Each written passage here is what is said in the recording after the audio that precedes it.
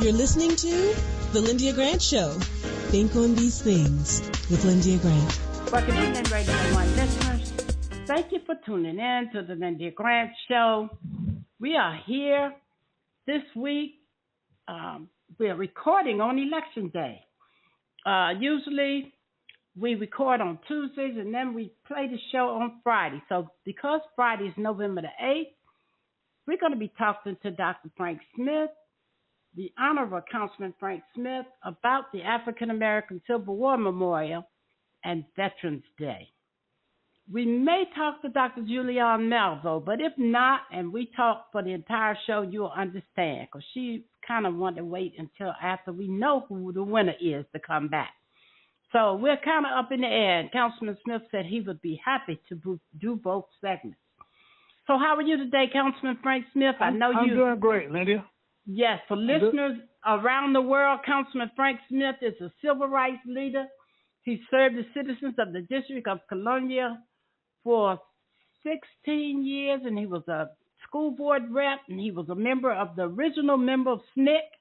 I just like to tell people who I'm talking to. He's a powerhouse and known all over the world as the founder and director of the African American Civil War Memorial, the monument on U Street, which pays tribute to 209,145 soldiers, including their white officers, and is listed in the Guinness Book of World Records as the largest monument with the most names in the world.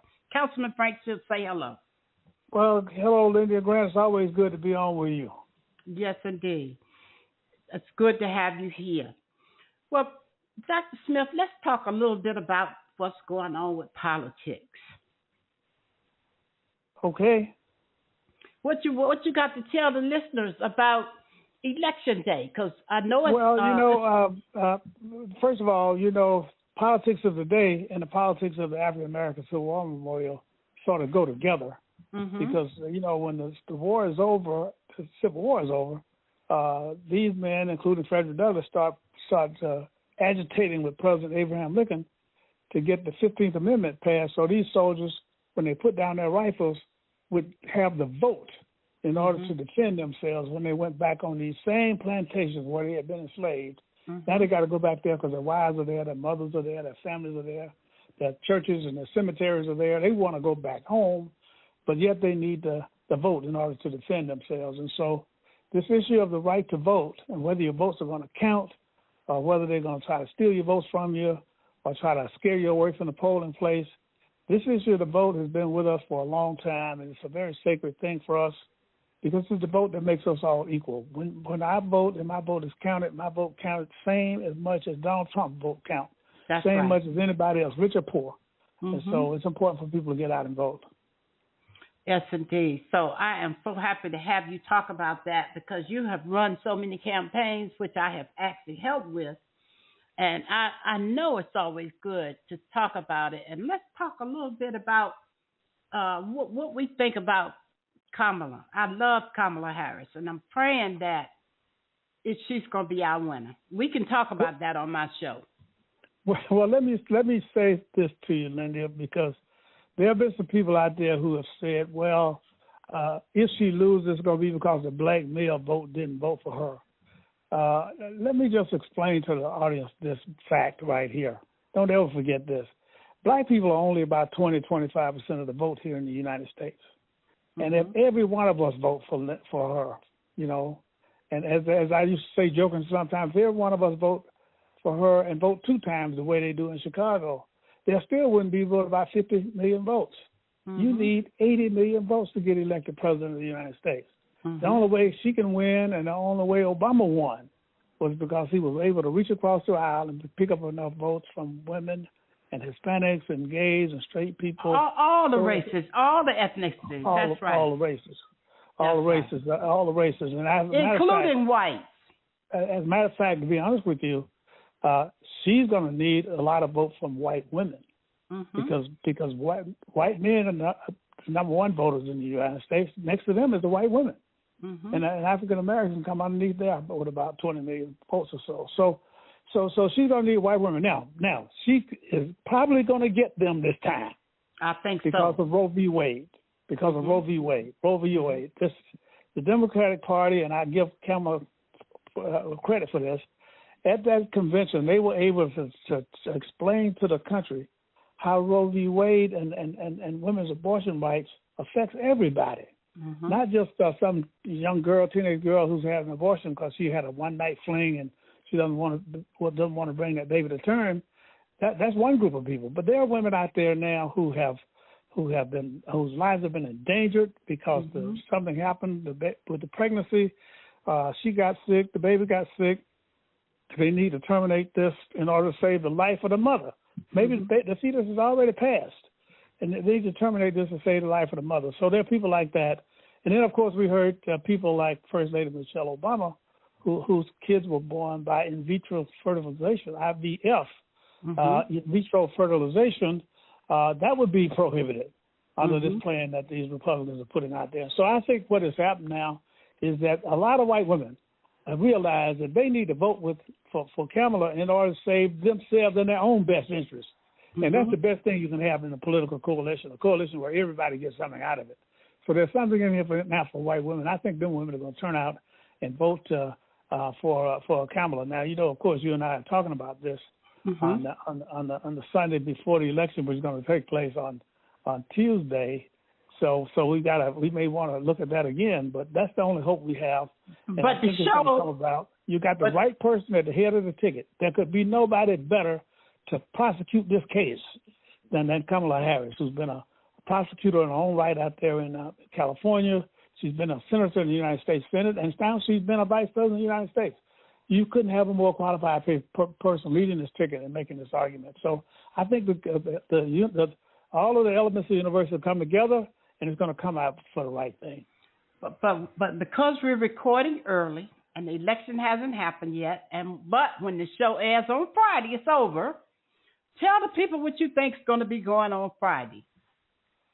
Well, I think we're going to be celebrating in the streets, and we're going to go ahead and have to see some changes made here in the United States. And I think the reason why I'm so hopeful and the reason why I've worked so hard, and I'm down here in Georgia right now trying to help keep Georgia blue, the reason why I came home, back to my hometown where I grew up, where I was born, grew up on a peach plantation, a peach orchard, and now that peach plantation is a Walmart supermarket. The whole thing has changed. Everybody down here now has good jobs, and they're all doing well. And so I came back because I believe that the South has changed, and it may be that the South has changed the nation. Georgia has a goal. As Georgia goes, so goes the nation. So the South may have to lead the North out of this. And so I believe that you're going to see this coalition that we're putting together now last forever. And even if we don't prevail, and I do hope that we will, I do expect we will, but if it's not ordained, and if it doesn't come about on November the 5th, then I think this coalition we put together is going to stay together and get stronger as years go by. And so the handwriting's on the wall. We're going to change America into a place where everybody can feel free to state their opinion, to vote for whoever they want, and see a country that's loving and caring and that is leading the world with this great image of democracy that we have here in America, something that's really unique in the world. And I think that's something that we all have to be proud of, and we ought to continue to defend it and talk about it wherever we can. And before we go to our commercial break, and when Kamala Harris wins, and she always say, and we will win, when she wins, what's going to be going on with the Trump people? That's the last comment, and then we go into our break. Well, they're not going to go away, Lyndia. There's no question about it. I would, and while I got a minute, let me say this to you. We have struggled trying to get enough votes to win this thing on November 5th. You hear this talk about how this thing is razor thin, and Minnesota and Wisconsin is close, and Pennsylvania. For a guy who was born in the South and raised in the South, I would never expect that we would be begging to try to get the vote in Pennsylvania, places like that. I'm used to doing it in Georgia. I'm used to doing it in Alabama. I'm used to doing it in Mississippi. Yeah, but not up north. I thought we could count on those northern states. So what this means to me is that the Democratic Party has got to find a way to sort of reinvent itself when this is all over with, because neither one of these parties are doing very well with the majority of the people. and the Republican Party itself will have to reinvent itself. And I think whether Trump wins or not, they're going to have to redo the Republican Party also, because these two parties now are not really in tune with the majority of the American people, and we need to find a way to try to realign those parties to make them make more sense. And I think that is going to happen, regardless of who wins. So that's something that we'll have to be involved with. But let me just say finally, you and I have been around for all these many years. We have been in every battle for statehood in Washington, D.C. We've been in a battle for women's rights. We've been in the battle trying to, save these, to win these elections. But whatever happens, we have to stay on the battlefield. We're not going anywhere. People say, well, the MAGA Republicans are not going anywhere. Well, we're not going anywhere either. No, we're not. So we're going to have to fight this out and try to keep changing America.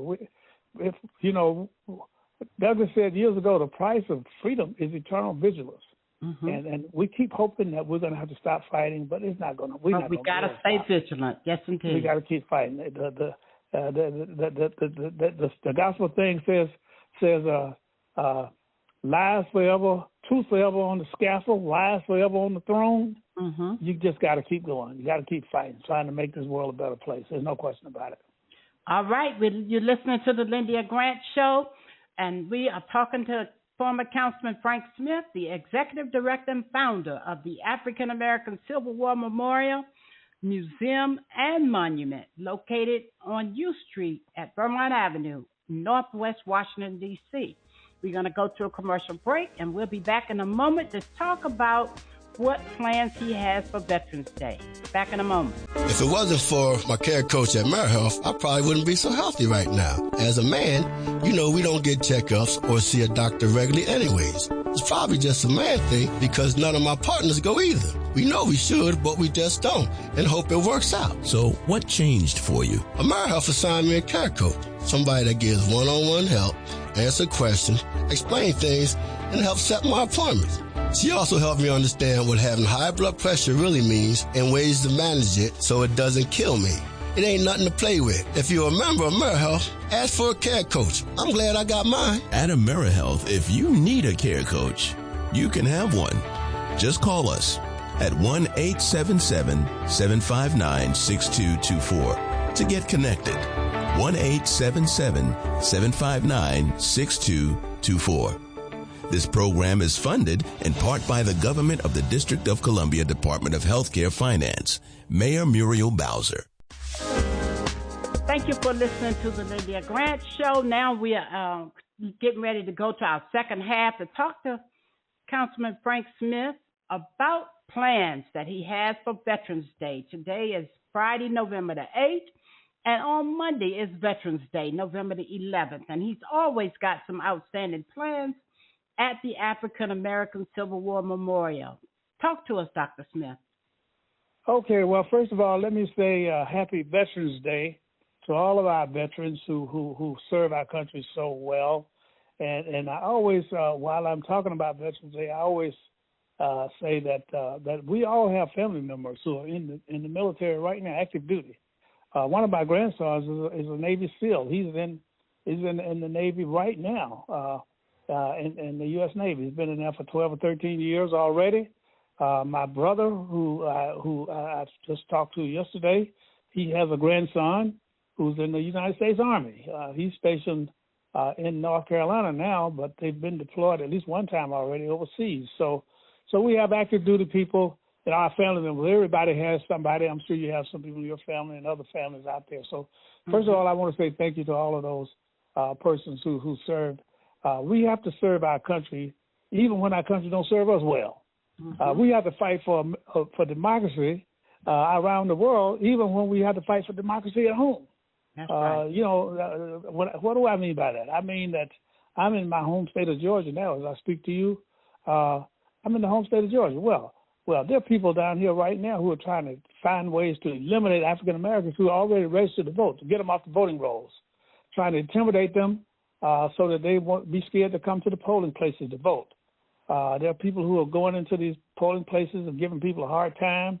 There are places down here where people sometimes scared to let churches won't let them use their church for a polling place because the local people, some of these rednecks around here have told them that they are going to bomb that church if they let people go in there to vote. So we're still fighting for the right to vote here in the United States, as we fight for right to vote and for freedom all around the country, so around the world. So I want to say thank you for all of those people who serve a country, even when that country doesn't always serve you well. Even when you come back home, you're going to have trouble casting your vote. But you still got to have faith in it. You got to keep trying to work hard to make the world a better place. We're all charged to do that, each and every one of us in our lives, for all of our lives. So that's right. I want to tell. So and then on November 11th, we will pause for a minute at the African American Civil War Memorial, 11 a.m. in the morning.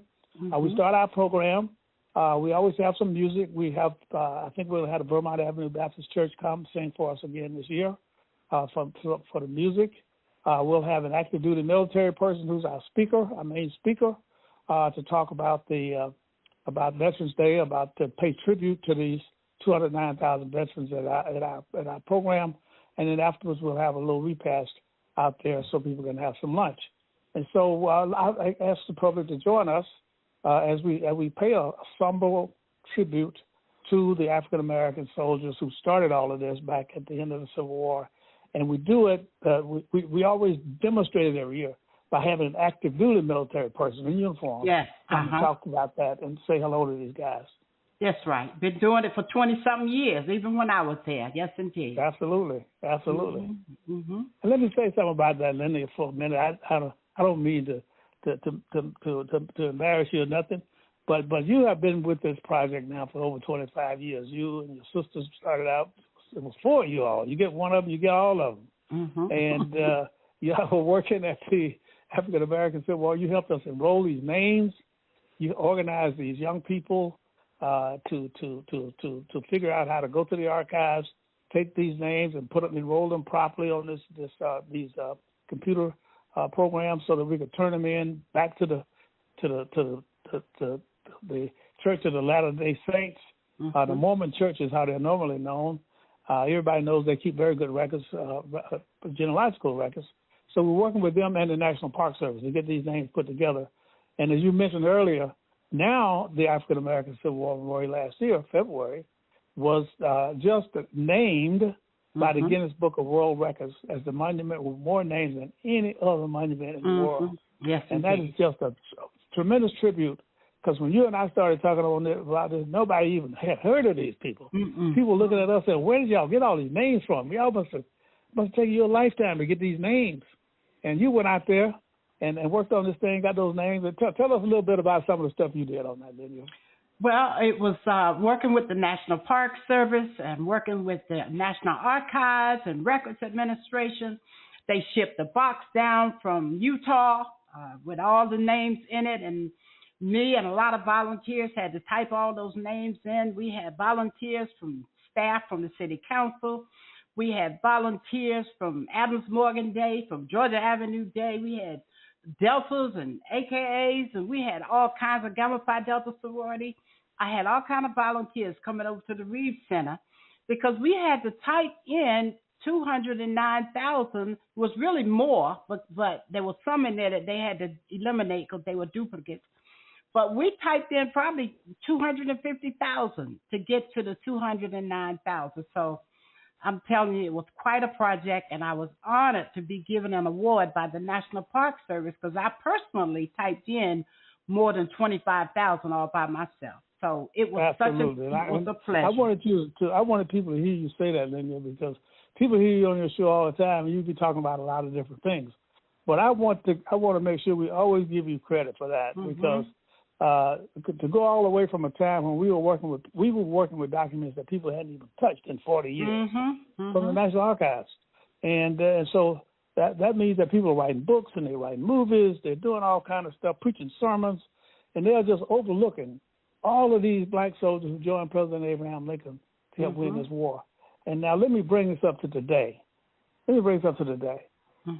President Lincoln was losing the Civil War. He had to turn to these enslaved people.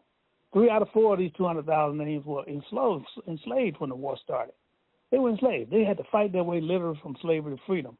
Now we come to a point in America where we're looking at this election on November the 5th, where if black people don't help America really defeat the MAGA Republicans who are talking about, this man is talking about canceling elections. He's not only just saying black people are not going to have to vote anymore. He's saying nobody's going to have to vote again in America because I'm going to become a dictator. He's going to be the king. So how are we going to save America now? We got a leader named Kamala Harris who's leading the fight to try to save this country, try to save our right to vote, to try to protect this democracy against a dictatorship. We've had to save this country before. We may have to save it again. And that's one of the reasons why I think that America owes us a great debt of gratitude. And really, there's going to come a time when they'll recognize that, how our loyalty and our devotion and our willingness to fight, even when it's not really clear that what we're doing is going to benefit us. These African American soldiers that we represent at the Civil War, they didn't know who was going to win this war. Matter of fact, Lincoln was losing when he brought him in. That's why he brought him in the first place. He was losing, so they ran into a house that was already burning. So they had to save this doggone thing in order for them to have their freedom and have their right to vote. So we're having to save it again. America's having to turn again to a hard-nosed African American woman who was a prosecutor, a senator, and a fighter all of her life. She don't play. Talk about how she was. When she was a baby, her mama took on these picket lines. That's right. She heard these picket signs as lullabies for a baby. Yeah, that's right. She's ready for the fight. You know, she can lead this country, and I think that God's willing, she's going to be our next president. By the time this comes on the air, we'll be celebrating her. Okay, now the last question, because we only got about 2 or 3 more minutes. Can you give the public an update on that new museum that's coming? We're excited about that. It's coming soon. Absolutely. You know, and you're going to be a part of the grand opening tours now. Yes, we've set a grand opening date for July 18th, 2025. It's taken me a while to get this thing done, but when we get finished with it, and I walked through there last week with a guy who is a tour guide. And, you know, tour guys bring a lot of tourists up there. He was just saying, wow, this is going to be bigger than I thought. This is going to be, it's going to be, we have one room that's dedicated to First Lady Michelle Obama and her ancestors that were in the Civil War. We have another room that's dedicated to kids, a toddler room, where we're going to have Fannie Lou Hamer singing freedom songs from the Civil Rights Movement for young kids. And then we have another exhibit called Glorious March to Liberty that ends with something called Bullets to Ballots. And this is a new exhibit, y'all. This is going to be the exhibit where we're going to talk to these young people in these cities who are killing each other now and say, you know what, there's another way to do this. Voting is a better way for you to try to solve your problem than shooting each other. Because when you're shooting each other, you're just destroying the whole fabric of our neighborhood. All the stuff we fought for all these years, a decent place to live, a place where our kids can walk to school safely and freely, where kids can learn in these classrooms, all that's being destroyed with all this violence that's really terrorizing our community. So we think we can get some discussions going about that. We're going to have kids writing poems. We're going to have them doing plays. And I'm going to set up a program where they get cash prizes for doing good work, talking about this issue of like we did at Garney Patterson's oratorical contest. Absolutely. You got it, Lyndia. You see, that's why I like talking to you. You know all this stuff already. I know what you did. Yeah, I know what you're going to do. Well, Frank, I think we're just about out of time. We got to save some time for our opening, our closing, our commercials. But you certainly filled in our show today, and we thank you for coming on. And we invite everyone to come to the African American Civil War Memorial. It's always a good opening, you all. And you heard him say he's going to feed you some lunch. So I don't know what it'll be, but it's always good. Absolutely. Usually some trucks or some catering trucks around the corner there. Or either they, I don't know, it may go inside or they just may have something set up outside. But there will be food. So come Monday at 11 o'clock, you said, right? That's right. Veterans Day, November 11th, 11 o'clock in the morning. All right. That does it for our show this week. We thank you for tuning in to the Lyndia Grant Show. We're so excited about this Veterans Day show. And I always close with this. Words, thoughts, and deeds have a boomerang effect, so be careful what you send out. That is a quote by Alan Rufus, and Scripture says, "My people perish for the lack of knowledge." Thank you for tuning in to the Lyndia Grant Show. We hope that you enjoyed this show with former Councilman Frank Smith, the founder of the African American Civil War Memorial. And tune in again to the Lyndia Grant Show again next week. Good day. Washington Informer religion columnist Lyndia Grant. Who Moved My Cheese is a book about two types of people, those who accept change quickly and move on, and those who hem and haw and try to figure things out. They didn't see change coming and waste valuable time trying to figure out what happened. How did this happen to me? Let's call this group procrastinators. The lesson inside the cheese story is simple. Life is change. Gerther said it best when he said, if I accept you as you are, I will make you worse. However, if I treat you as though you are what you're capable of becoming, I help you become that. We must change and keep moving. The Bible tells us to seek and you shall find, knock and the door will be open unto you, ask and it shall be given. Read more in the religion column of the Washington Informer, an award-winning African-American newspaper. We don't report crime or gossip, just positive news. Pick up the Washington Informer or visit us online at washingtoninformer.com. Call 202-561-4100 for more information. Washington Informer religion columnist Lyndia Grant. Paul was one of the great encouragers. In fact, in 1 Thessalonians, he says, therefore encourage one another and build one another up, just as you are doing. And we exhort you, brethren, admonish the idle, encourage the faint-hearted, help the weak, be patient with them all. See that none of you repays evil for evil, but always seek to do good for one another and all. We should encourage each other at every opportunity. That's a key to raising great kids. And in churches and in businesses, that's how to be a good leader. So encourage your children, your friends, believers and non-believers. It will help them become better people, and you will be a better person too. And happy Thanksgiving to you too. Read more in the religion column of the Washington Informer, an award-winning African-American newspaper. We don't report crime or gossip, just positive news. Pick up the Washington Informer or visit us online at washingtoninformer.com. Call 202-561-4100 for more information. Thank you for listening to The Lyndia Grant Show. Think on these things with your host, Lyndia Grant.